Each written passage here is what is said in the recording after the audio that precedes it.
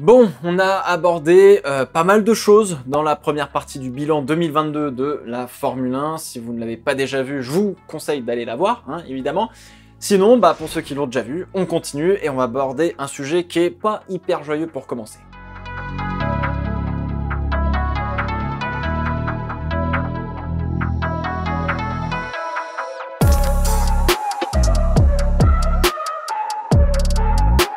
Je vous l'avais dit en début d'année et même l'année dernière quand on parlait des événements d'Abu Dhabi 2021, virer Michael Masi ne résoudra pas le problème, le règlement et le problème de base. Force est de constater qu'on est dans une société où l'émotion dicte absolument tous les choix sans prendre le temps de réfléchir ne serait-ce qu'un peu et d'aller voir un petit peu la source du problème, au lieu de voir que la surface. C'est un petit peu la même chose que les gars qui disent que c'est les 20 Formule 1 qui polluent la Terre et qui disent qu'ils sont écolos, alors que en fait c'est toute l'organisation d'une saison, la gestion des déplacements et la production du sport, entre les usines, les voitures, machin, etc., qu'il faudrait améliorer. Mais bon, il n'y a pas que la F1 non plus, bien évidemment, il y a plein d'autres sports. Alors, virer Michael Masi n'a donc rien changé, voire même ça a peut-être un petit peu empiré. On a mis 2 autres directeurs de course qui devaient tour à tour se remplacer sur chaque Grand Prix pour faire finalement machine arrière et en garder qu'un seul. Alors résultat, on se concentrait plus sur ce que les pilotes avaient le droit ou pas de porter pendant qu'ils étaient au volant, donc les bijoux machin.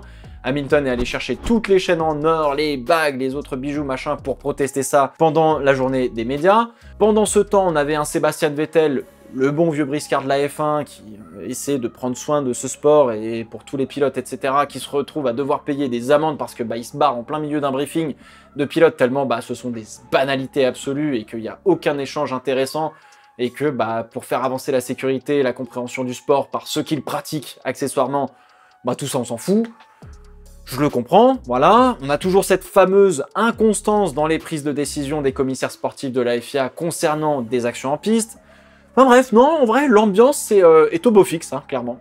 Des controverses, encore une fois, on en a eu un paquet. Voilà, c'était le drama, Secret Story est revenu. Alors vous vous souvenez, si, ces fameuses guidelines là, qui étaient censées apporter un petit peu plus de clarté à un règlement complètement flou sur la manière de se battre en piste. Mais si, vous savez, celle dont on s'est servi à Monaco là pour dire que la partie significative de la voiture, c'était l'aileron avant sur la roue arrière du défenseur, que le gars à l'extérieur a toujours tort s'il ferme la porte et qu'il laisse pas de la place à son collègue à l'intérieur, non? Non, toujours pas? Ah, c'est marrant, j'y ai vraiment cru, putain. Bravo les gars. Bon allez, trêve de plaisanterie, j'aimerais quand même saluer l'effort de ce driver guidelines d'une certaine manière. J'aimerais saluer l'intention, qui était noble et bonne, quoi. Ça évitait de trop changer un règlement qui était genre assez complexe et un peu flou. Même trop flou d'ailleurs.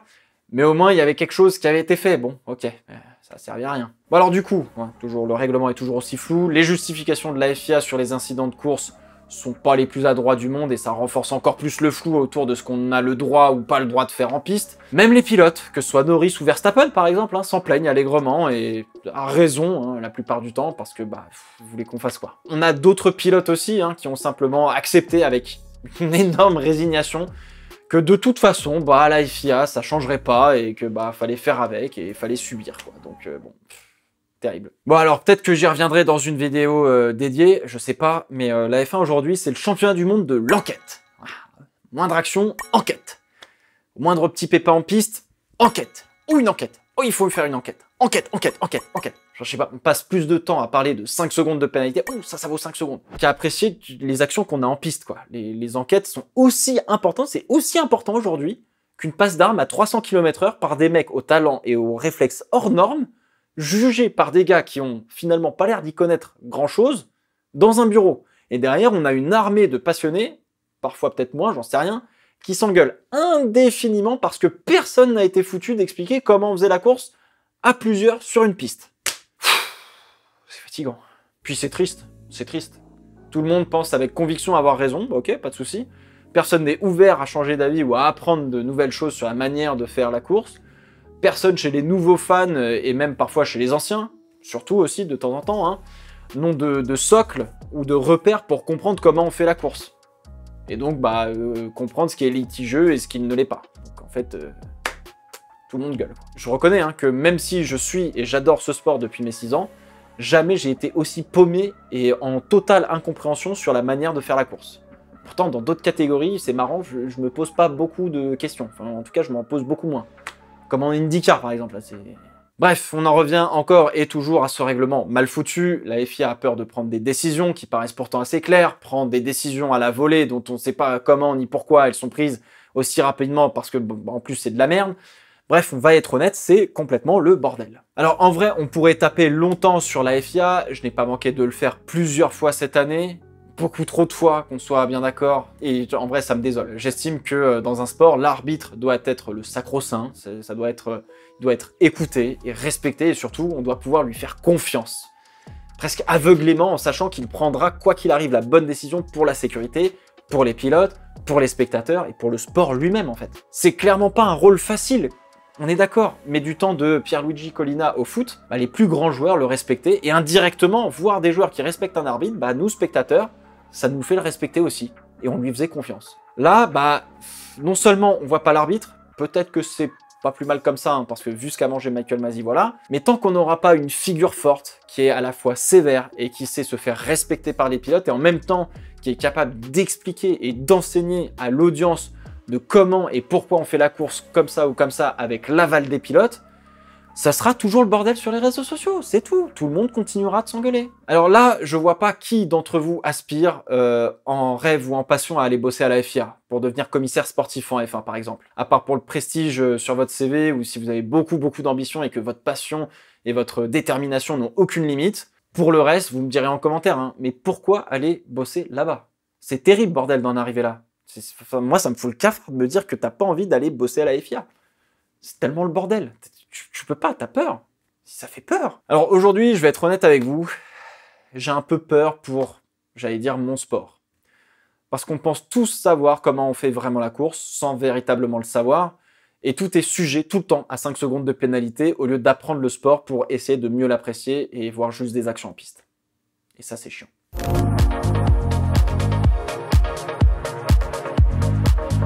Bon, et si on avait su le nombre de transferts qu'allait provoquer Sébastien Vettel en créant un compte Instagram, je pense qu'on n'y aurait vraiment pas du tout cru une seule seconde. Là aussi, on en a parlé pendant la saison, mais Vettel qui quitte la Formule 1, qui a complètement changé depuis le Covid sur sa vision de la vie, ça a été d'un certain choc, je pense.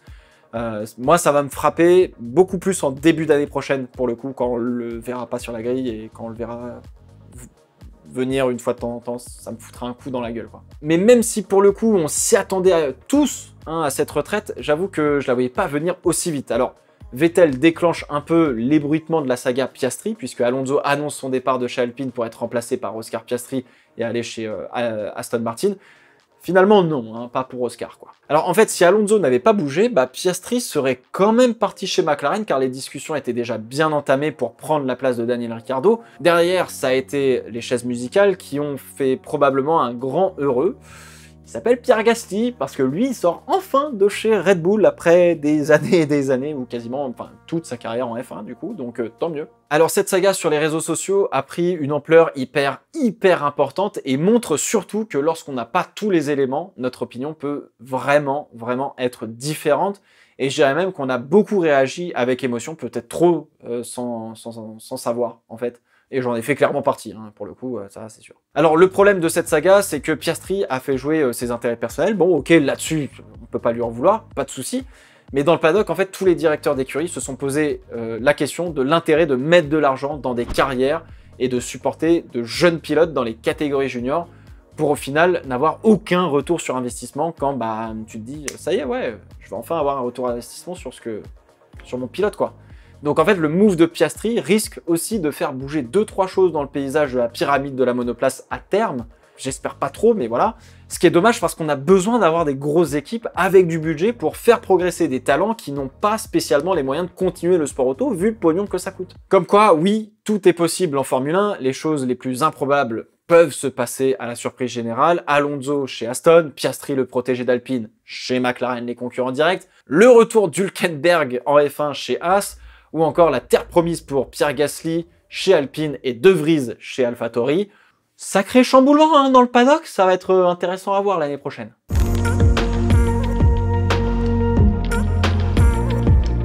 On parlait d'Alpine et de McLaren à l'instant, mais quelle bataille quand même! Quelle bataille! Alors oui, c'est pour la médaille en chocolat, mais quelle progression pour l'équipe française! On a vu une équipe progresser continuellement toute la saison, faire quasiment aucune erreur de développement, être très performante sur certains circuits. Sur d'autres, bon, c'était forcément un petit peu plus difficile parce que si elle était bonne sur tous les circuits, elle serait pas 4e. Voilà. Le combat Alpine-McLaren a été assez loyal, je trouve, dans le sens où McLaren a fait un énorme progrès quand même depuis les essais hivernaux à Bahreïn où c'était la catastrophe, vraiment. Et derrière, ça a été un petit peu plus les montagnes russes en termes de performance sur la saison. Mais surtout, en fait, le combat, je trouve qu'il s'est équilibré, en fait, pas mal. Mais du coup, pour des raisons différentes. Alors oui, Daniel Ricciardo a été garé, mais alors toute la saison. Malgré quelques perfs, quand même, mine de rien.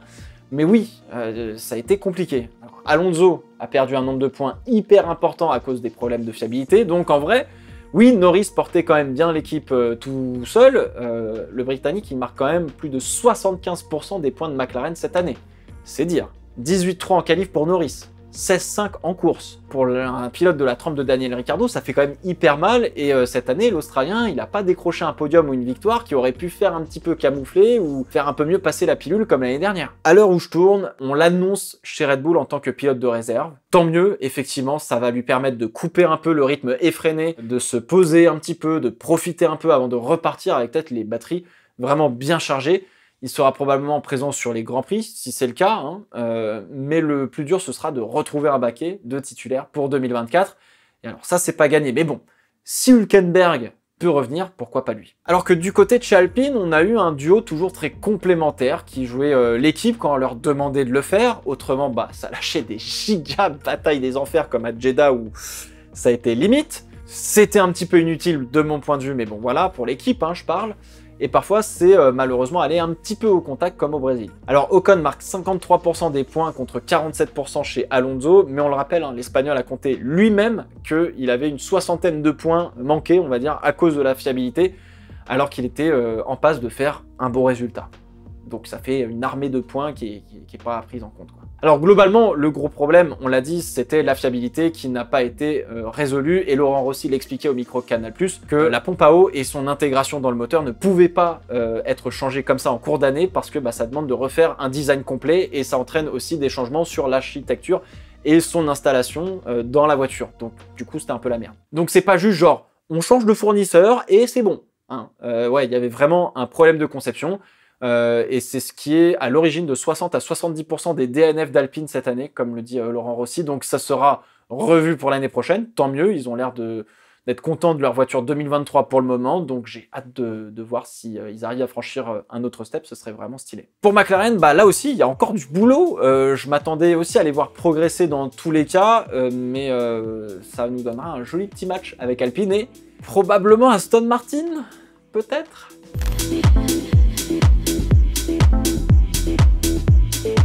Alors effectivement, il va falloir qu'on parle d'Aston Martin quand même, parce que le début de saison a été particulièrement calamiteux. Hein. Ça a été dur. Vraiment, la voiture, elle était au niveau de la Williams. Enfin bon, c'était un peu la merde, quoi. C'était vraiment la merde. Puis alors, Vettel a manqué quand même les 2 premières courses pour cause de Covid. L'Arabie Saoudite, ce sera peut-être moins le Covid. Il avait énormément de mal à piloter cette voiture sur ce début de saison. Il n'y a qu'à voir son week-end désastreux en Australie, par exemple. Arrive même à un moment où on s'est dit, est-ce que l'Aston, ils ont assez de pièces en Australie, entre le crash de Vettel et celui de Stroll avec Latifi en qualif, pour continuer le week-end, quoi. Non, mais ça démarrait vraiment pas bien. Puis alors, une fois que la Red Bull verte est arrivée en Espagne, hein, voilà, on a eu quelques grands prix avant de voir que l'équipe comprenne bien cette nouvelle voiture et commence à en extraire de la performance. Alors oui, la Green Bull, comme on l'appelle, est une jolie copie des pontons de la Red Bull, comme cette même équipe à l'époque qui s'appelait Racing Point avait une Mercedes rose en 2020. Bref, la voiture a commencé petit à petit à prendre des petites P10 par-ci, par-là, et alors dans le dernier tiers de la saison, ça a été un petit peu plus le hold-up d'une certaine manière, et ça a été totalement mérité. C'est pas un hold-up volé, quoi, si on peut dire ça comme ça. Alors ça finit le championnat à la P7 à égalité de points avec Alfa Romeo, tout en se battant un petit peu plus à la régulière pour le top 10, et surtout ça tient le rythme des Alpines en course à Abu Dhabi. La progression de Aston Martin est monstrueuse. Elle est absolument monstrueuse. En fait, chaque équipe du fond de plateau, sauf Williams au final, bon c'est un cas un peu à part, a eu un ou deux moments dans la saison où la voiture et le pilote ont bien performé sur une course où il fallait saisir des opportunités. Alors Alfa Romeo par exemple, ça a été vraiment le premier tiers de saison que la voiture performait bien et qu'ils ont marqué des gros points. Après ça a été un no man's land absolu sur le reste de la saison. AlphaTauri, c'est une très belle course de Pierre Gasly en Azerbaïdjan, je crois. Les Haas, c'est en Grande-Bretagne et en Autriche où Schumacher a vraiment super bien performé. Hein. C'est là où il marque ses points d'ailleurs. Et donc Aston Martin, bah, c'était plutôt la fin de saison avec Singapour, je crois. Et le Japon aussi. Égalité de points entre Alfa Romeo et Aston Martin. Aston qui a tous les moyens de se propulser vers la bataille Alpine-McLaren. Alfa Romeo qui prend 10 millions de plus de dollars avec la P6 au lieu de la P7. Donc c'était hyper important pour eux. Ça va peut-être enfin leur permettre d'atteindre le plafond budgétaire l'année prochaine, donc bon, bah, ça promet un petit peu, quoi. Ça va donner un vrai coup de boost, comme le disait Fred Vasseur chez Canal+. Et puis AlphaTauri et Haas, ça se finit à 3 points, c'est rien là aussi. Comme quoi, on a eu des batailles de fous dans le milieu de peloton, là où on s'est ennuyé après le GP de France, sur la tête du peloton, parce qu'on sentait que les titres étaient déjà joués, et bah derrière, ça valait vachement le coup de regarder ce qui se passait, mine de rien. Et ça, c'était top. Moi, je suis pas déçu.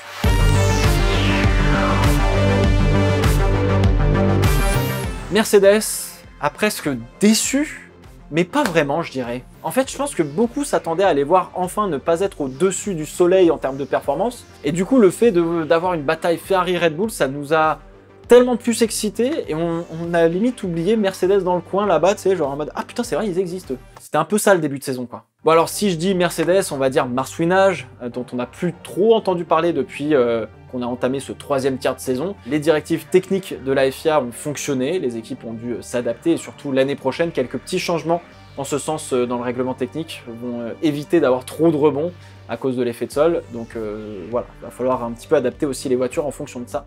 C'est pas rien de rien. Alors tout le monde parlait des zéro pods et questionnait leur légalité, quand moi de mon côté j'étais juste fasciné en fait. Je trouvais rien d'illégal en fait tant que les éléments de sécurité étaient là. Je m'en foutais, la voiture n'a pas performé comme ils le voulaient et ils ont traîné le problème pendant les 2 tiers de la saison, si ce n'est pas toute la saison d'ailleurs. En fait, avec le budget cap, Mercedes ne pouvait pas juste dépenser des sommes et des sommes et des sommes d'argent dans tous les sens pour résoudre le problème, donc c'était laborieux. Et ça montre aussi que faire une erreur de conception à la base, ça coûte très cher si on veut tenter quelque chose d'un petit peu inédit.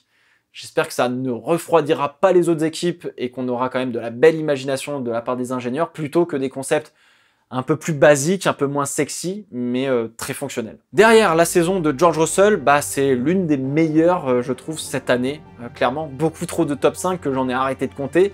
Il a été hyper intelligent dans ses batailles, dans ses stratégies, il a été agressif aussi quand il le fallait. Faut le dire, il a joué aussi pas mal de fois de chance sur des safety cars quand même, donc voilà. La saison de Russell, elle est belle. Hein. Là où pour Hamilton, ça a été clairement plus un calvaire avec une voiture qu'il ne comprenait pas, ni lui ni son équipe, a testé des setups des enfers où une Haas le déposait en ligne droite à Jeddah, le coup du marsouinage et du mal de dos à Bakou, il était crevé à la fin de la course, alors bon, certains diront qu'il en rajoute peut-être un peu, etc. J'avoue que j'en sais absolument rien, mais ce que je sais, c'est qu'il est prêt à utiliser tous les moyens possibles sur et en dehors de la piste pour faire pencher un petit peu la balance vers lui. Ça, c'est sûr. Maintenant, Bakou, je sais pas. Alors peut-être que certains se souviendront d'une radio où il a tenté de faire pencher justement le jugement des commissaires sportifs en sa faveur pour que un de ses adversaires se prenne 5 secondes de pénalité sur une fin de course qui sont d'ailleurs jamais venus et où il avait dit, il avait fini par dire bon bah pas grave, fallait quand même tenter d'essayer d'aller chercher les 5 secondes pour mon adversaire, quoi. Bref, c'est bien Russell qui marque la seule et unique victoire tant attendue de Mercedes, d'ailleurs et aussi la seule pole de cette saison, et non Lewis Hamilton qui met fin à un très très beau record d'avoir fait une pole et avoir gagné au moins une fois à chaque saison. C'est fou. Alors sur trop peu de Grands Prix, on a eu une véritable bataille à 3 quand c'était à peu près le cas, c'était le gros kiff, très clairement. Donc j'espère sincèrement que l'année prochaine, Mercedes arrivera avec une bonne voiture pour jouer les victoires contre Red Bull et Ferrari, et qu'on se retrouvera vraiment avec 3 équipes pour jouer le titre constructeur du coup peut-être, à Abu Dhabi, et là ça serait vraiment fou. En vrai, ce serait fou. Voilà, c'est la fin de ce trop long bilan. Merci du fond du cœur de m'avoir suivi pendant toute cette saison, c'était très cool. On a eu des avis communs, parfois divergents, on s'est un peu engueulé de temps en temps, peut-être, j'en sais rien. De toute manière, je ne peux que vous conseiller d'aller voir des avis qui sont différents du vôtre hein, pour aiguiser un peu plus votre opinion et votre savoir sur ce sport ou même dans la vie en règle générale. Les vidéos ne s'arrêtent pas là, bien au contraire, j'ai encore quelques belles surprises pour vous en cette fin d'année. N'hésitez pas à aller faire un petit tour sur mon Insta. D'ici là, portez-vous bien. Ciao, ciao.